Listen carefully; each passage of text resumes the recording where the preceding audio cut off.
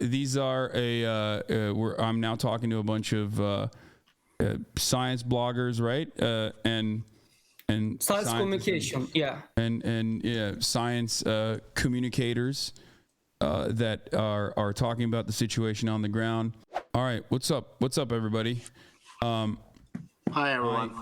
I don't know what you guys wanted to talk to me about specifically, but you know, we've been actively covering the situation on the ground, and you know, anywhere and any way that we can help, we're trying to. From you know, out here in the United States, you guys are Turkish. You know this already. It is very difficult to fundraise for Turkish charities, non-government organizations specifically. Unfortunately, due to PayPal not being allowed in the country.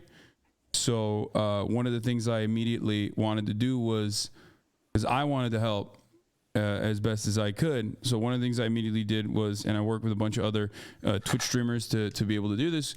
We got a payment processor, not a payment processor, but like a charity pool, basically called that engages in this kind of thing. That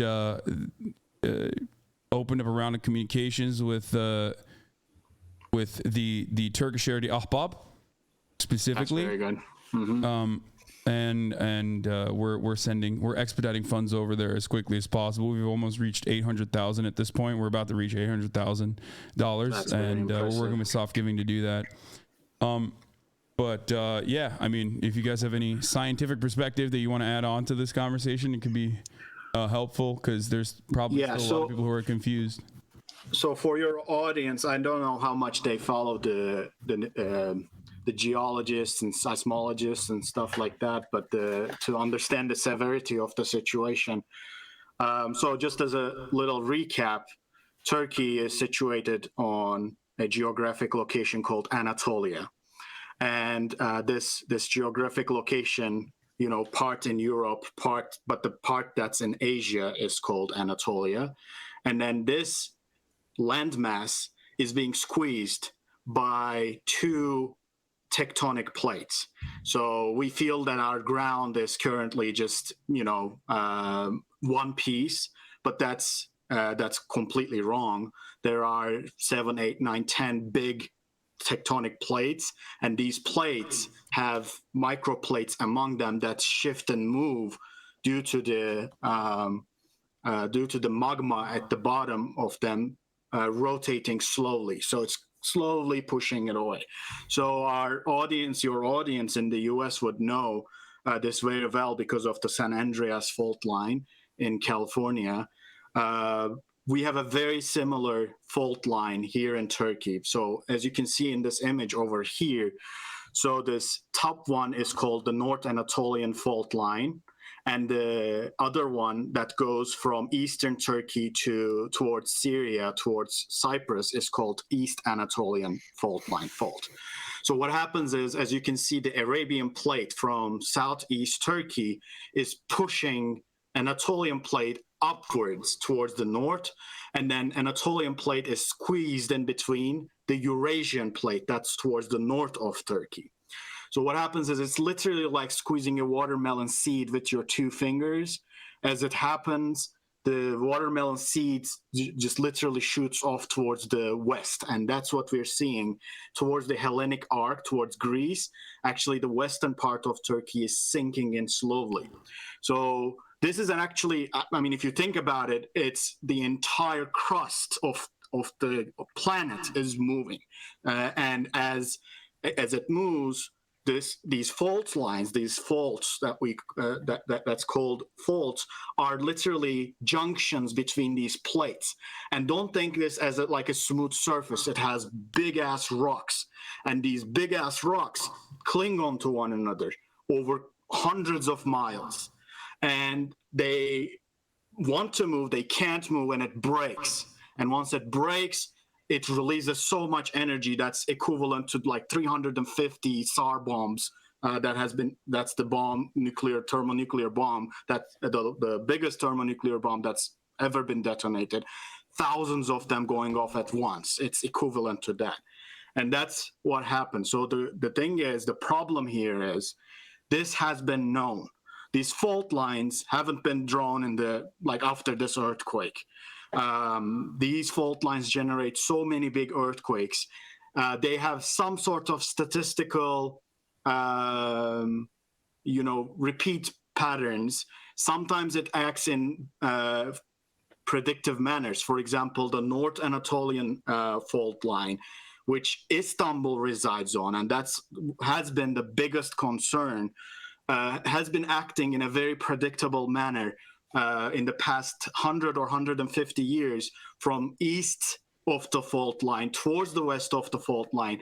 As the tectonic plates shift, it releases stress onto the next fault segment.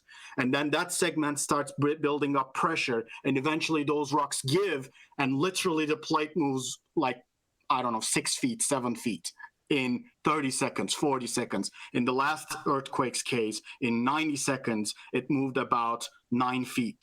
So it's an immense amount of mass moving.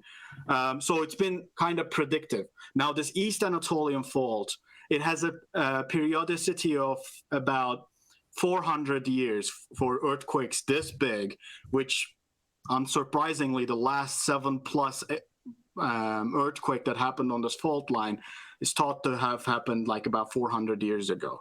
So there has been smaller earthquakes, but the crazy thing about the situation currently is that, one, it has been known, this has been coming. And professors have been warning about this. They're saying we cried after seeing that it happened finally. And they're so helpless. Just imagine, it's, how they say every Hollywood science fiction movie starts with someone not listening to what professors say. It's literally that situation. And the second thing is the fault that broke in this case is in what's called a triple junction. So there are 3 plates touching one another. What happened is one of those plates eventually gave way, and it shifted, and it gave a 7.8 magnitude earthquake while it was shifting, and it caused the top one to shift with itself after 9 hours. Just for us, it's like a long time, but geologically speaking, 9 hours, 400 years, these are like seconds.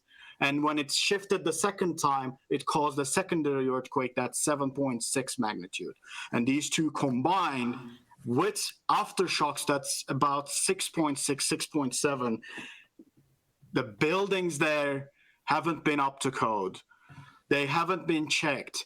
These big residences, just to squeeze more money out, the entrances, the columns at the entrances are cut so that they can be converted into Migroses. So, Turkish audience would know, like Walmarts. I mean, mini Walmarts, not even Walmart. So it's like street corner markets, basically, in Turkey. What happens is when you want to build that big area, you cut the column so it becomes weaker.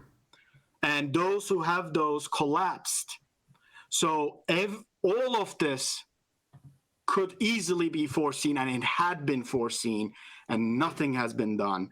So my question is for people to think, what did we expect? What was to be expected? Mother Nature be nice to us? Just say, okay, we'll be fine this time. So that's the severity of the situation. 5 million, a population of 5 million has been impacted by this earthquake. 10 cities. The death count is close to 6,000 now.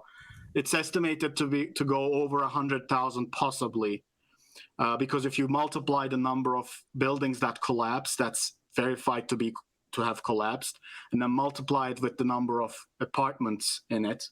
So average household size, and how many people have been saved. So it's a very, very severe situation that has happened. And of course, we keep talking about Turkey, but northern Syria has also been impacted too. So I can't even imagine their situation because of the political situation. Yeah, they also have sanctions that render aid impossible for the most part.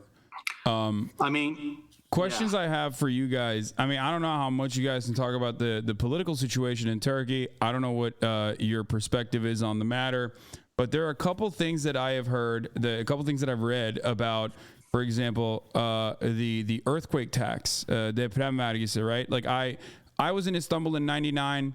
My family moved to Ankara shortly after that. And I grew up in Istanbul and Ankara. And from what I understand, one of the things that the government started collecting was this earthquake tax since 2000 all the way into 2023 to the tune of 800 trillion. So what, 800 billion liras.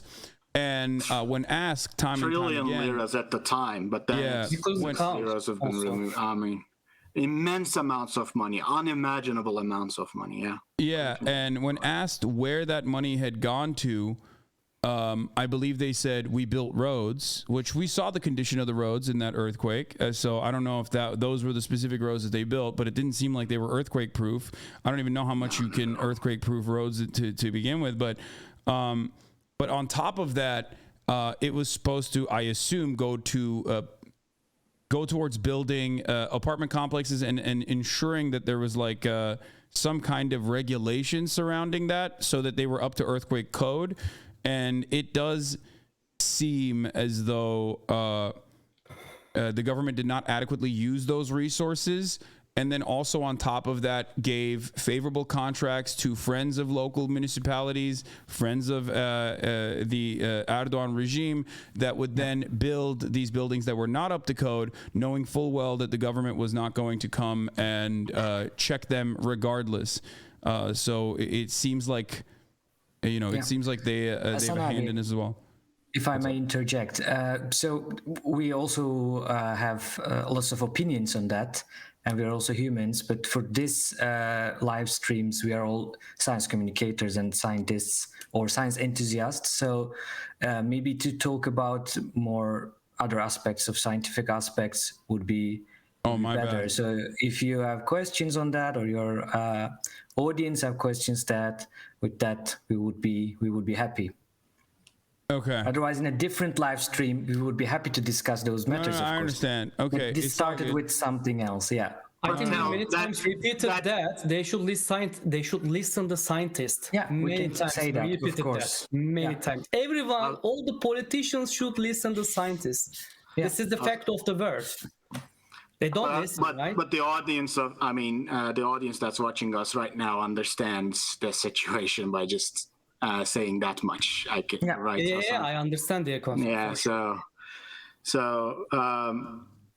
Okay, this is a question I get regularly, and it's one that I have as well. If there were comparable building codes to that of Japan, for example, what kind of, obviously you can't stop earthquakes, right? Like it's going to happen. Yeah, we're on a fault line. We already know that.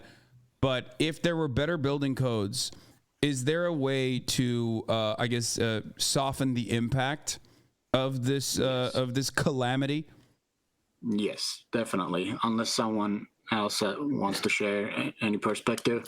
Because people say that this earthquake is devastating because it went on for the first one went on for approximately 2 minutes, right? Yeah, 90 seconds or so. Mm-hmm. Yeah, 90 seconds, which is, and it depends on where you were at. You might have felt it for 2 minutes very easily, but it went on for 90 seconds. Its depth was also, it was shallow. It was closer to the ground from what I understand, like the major impact happened. 6 miles, 7 miles. Yeah, very close to surface, in comparison to other earthquakes that often happen at way lower depths, or happen, for example, like in the case of Japan, it happens in the water, it happens inside of the it happens under the sea. So like obviously that factors into this, right? Like not every earthquake is the same. Yes. Other than the Richter scale. Do you see that newspaper? Nothing changed in Turkey. It's a little blurry. It says son posta felaketin büyümesinde hileli inşaat sebep oldu. Nothing changed in Turkey. This is from 1939. This is the 1939 earthquake, right? One of the biggest one. Yeah. So for my American audience, the newspaper from 1939 reads in bold. The reason why the calamity grew to the size it did was because the architects and building developers did not. They basically robbed the people that were living inside of those buildings. They stole from the resources. Do you see Right? that That's what bug they're over saying. there? And do you see the Yeah. woman who is hugging to president of that time? Despite, So nothing changed. So the biggest problem in terms of like political science here is that the not following scientific guidelines to the letter. So trying to cut corners. This is a disease that we have. I mean, the entire world has it. We want to cut corners. capitalism. We want to get So we want to make for us the measure of success is the money you make. And as long as you do that, the easiest way to make money is to cut costs. So, but the problem is it directly clashes with the literal science of optimization, where you have to accept certain costs, even if it eats away from your profits. So that's literally engineering. I mean, we think engineering about like, this physics and stuff like that, but it's literally cost optimization. There's a budget for this project. So how well can we build this building with the given budget, period? And we literally, they taught us one of the biggest lessons in engineering, like class topics, is the safety factor. So how much more safety factor you're going to add on top of what's needed bare minimum, right? Think about a bridge. You can calculate it and know that after 1,000 cars passing at the same time, it will collapse. Or at a wind that's 80 miles per hour, it will collapse. So if we build it at the bare minimum, that's going to happen. So, and that's what's asked from us. But you know what? We should have a safety factor of 1.5. So instead of 80 miles per hour, we should let it stand. So we should add more resources to make it stand at 120 miles per hour. What happens if 1,200 cars pass at the same time? So this is safety factor, and you can minimize it to the point where it is bare minimum. So this is one big thing that people don't understand, that when you don't follow science, this is what happens in practical life.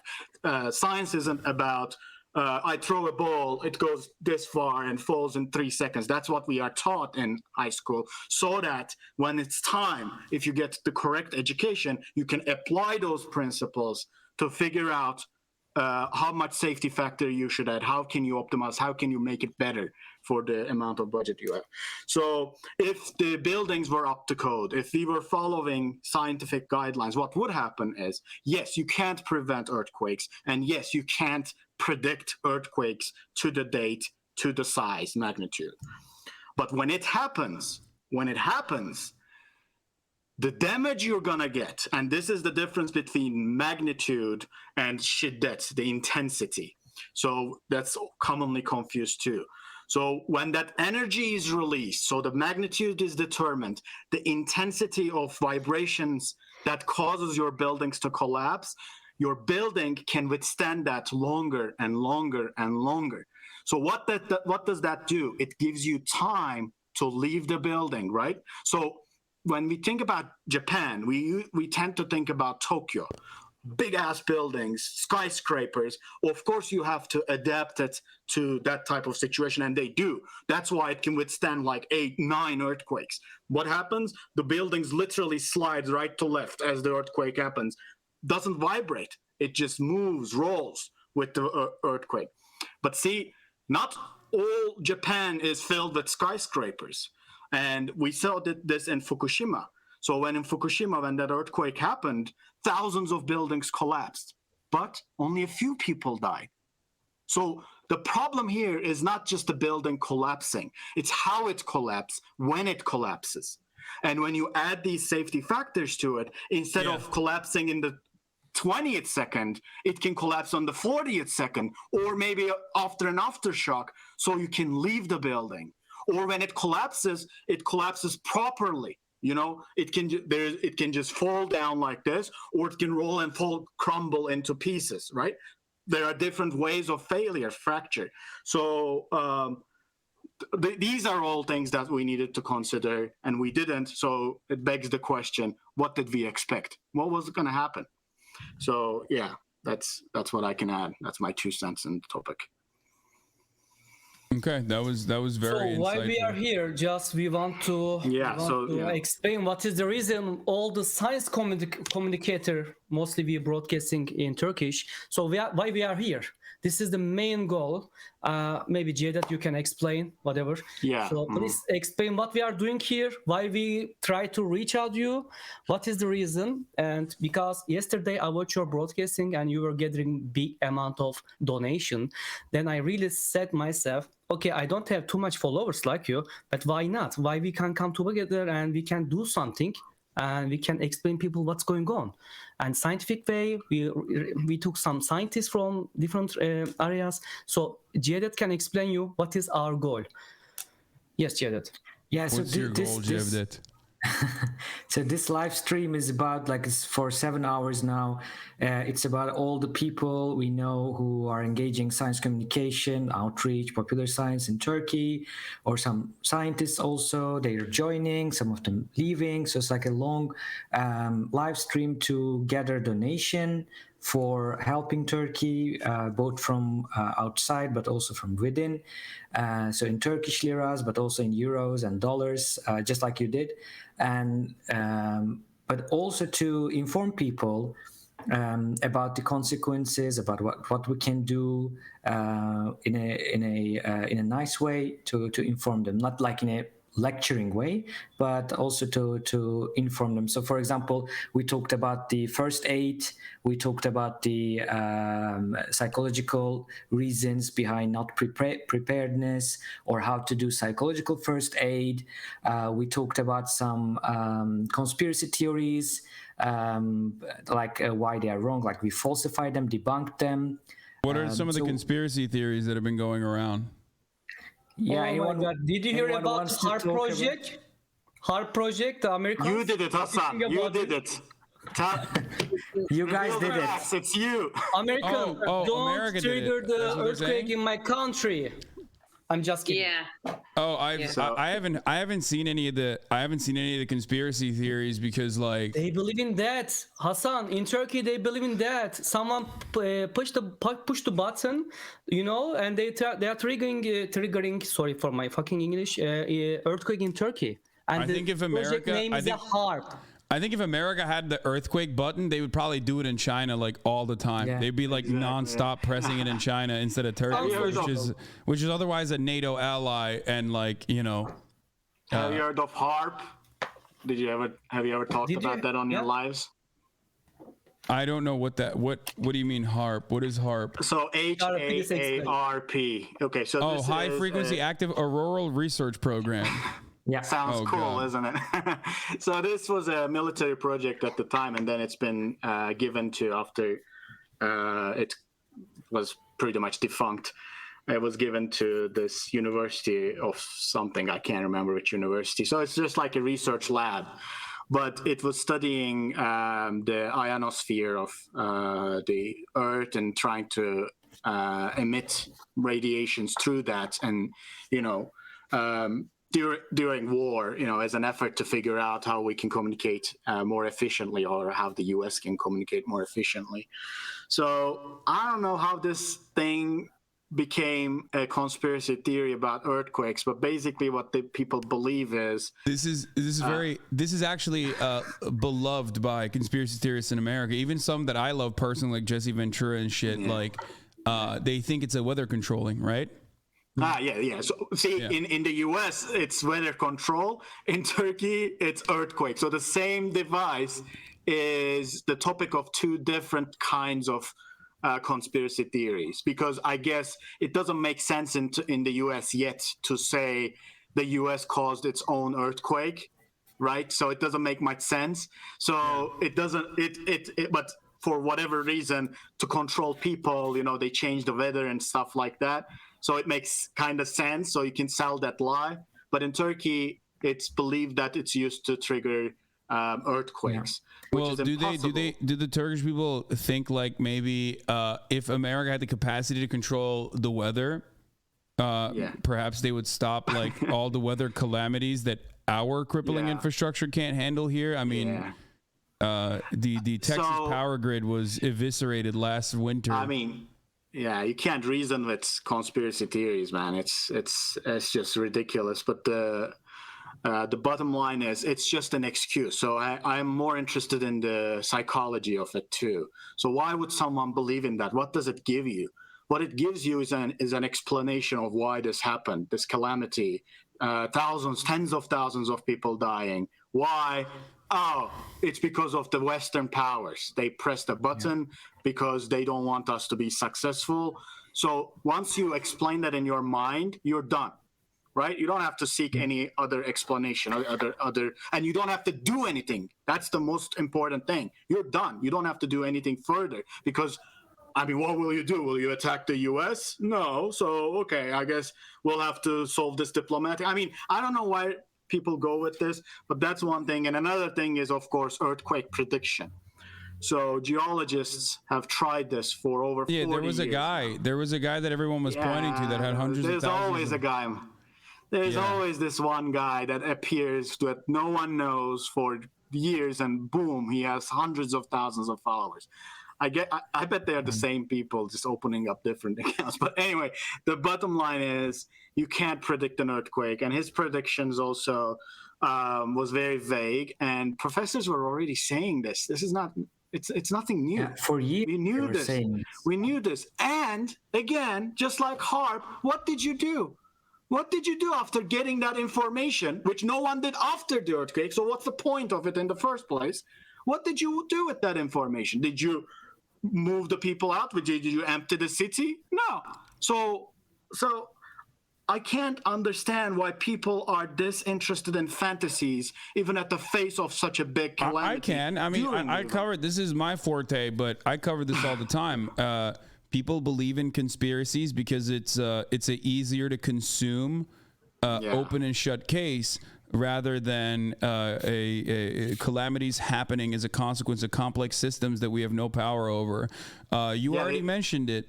There's a way to dampen the impact of an earthquake by building buildings up the code, but that costs money, and people would rather make more money. And you, as the average person who's like renting or buying, an apartment building for your mom, you have no say over that. You are expected to believe that those buildings are actually up the code.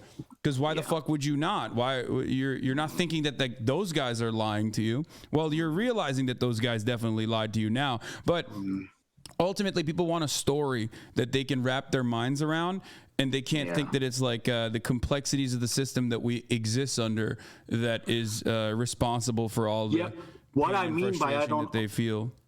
What I mean by I don't understand is how can they not form this very straightforward, simple logic and realize that it's bad thinking? But this is another topic, of course. Charo, when you were away, we actually talked about some research, like why people don't make preparedness, and then probably it's the same globally.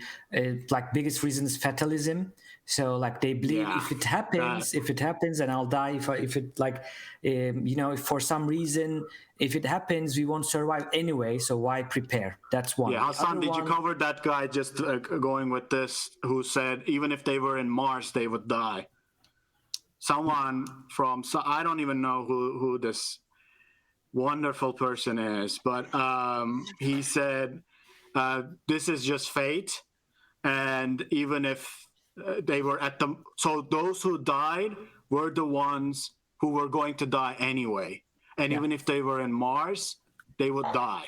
Yeah, I mean, we do this in America too. I'm telling you, it's the same shit. Yeah. It's like conservatives that say like, oh, God is punishing this area for like gay people existing or whatever.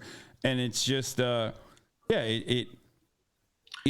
creates a comfortable fatalistic narrative that like things are completely outside of your control, which they are, because they're not wrong. A lot of exactly. Yeah. So they would rather tell themselves and everyone around them a story that makes sense to them, that's like easier to consume than like the actual truth of the matter, which would then force you to take a cold hard look at your government and what steps they haven't taken, what steps they should take. Then you have to think about the processes of like what mechanism of pushback do you even have towards that government to enforce them, to make sure that they do the right things. Will they actually do the right things? Rebuild confidence in the government too.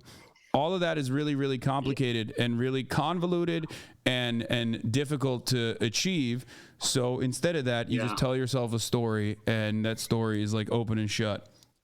And action is much harder than explaining it away. And we always stop at explaining it away and never take action. That's true for us. Yeah. Go ahead. No worries. That's true for us. So a couple of factors that play a role, as Hasan said, like it's also true in US. I think it's true universally. That's fatalism, rather a wrong dosage of fatalism. Of course, not everything is under control, but some of the things are under our control. That's one. The other thing is the self-efficacy. They don't think the things that they will do, like being prepared, mitigation, other stuff, that they will help. So they don't think they can do it. The other thing, the third one, is also the resources. Either they don't have time, either they don't have money, or they don't have knowledge. So those are the big factors that we see as obstacles in front of the preparedness. I think that's all over the world. And then that's, if we know those factors, we can also do something about them. So that's where it starts, I think. Yeah. Çok hızlı chat'e bir şey demem lazım. Sorry for talking in Turkish. I think I'm better in Turkish. Arkadaşlar 5 saat uyudum. 7 saattir yayındayım. İngilizce falan filan takılmayın bunlara. Gerçekten kötüyüm. Özür diliyorum.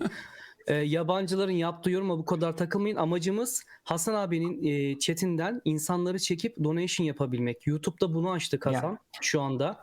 Resmi olarak YouTube'un da verdiği bir izin bu. Denetleme mekanizması da var. Senden ricam bizim kanalımızı gösterip şu an yayını oraya Amerikalılar gidebilir ve bağışta bulunabilir. That's a fundraiser for Turkish philanthropy. Nerede kanalınızın adı ne? YouTube'da? Gelecek Bilimde. Gelecek Bilimde. So there's a button also on the mobile. My son interjected a moment ago and I saw the comments about that. They're conducting a fundraiser on YouTube as well. If you guys would like to donate to their fundraiser as well, you can do that on YouTube. Currently, they have raised $23,000 so far, and but on that note. If you guys have any, I mean, I can answer any questions that you might have, or I don't know, anything that you guys want to say to my audience, but I'm going to go back to doing real-time coverage in a bit. So sure. I only want to apologize from your audience, Hasanabi. We are alive for 7 hours. I only slept 5 hours. I'm really sorry for my fucking English. I'm aware of everything. No, you did great. I really apologize. I know they are kidding with me. But really, we are tired. Thank you very much, everyone. We are in terrible situation. Your every single donation is valuable. Please support in an official way to our source. We are not collecting anything for us. Everything is legal and official way. This is very important. We support Ahbab, and there are some coin number. We also share our website. Nothing is coming to us, and we will share everything with transparency. Thank you very much. Sorry for everything, guys. No problem, guys. Thank you. Thanks, Hasan. Thanks for joining. Bye, man. Bye. Thank you very much.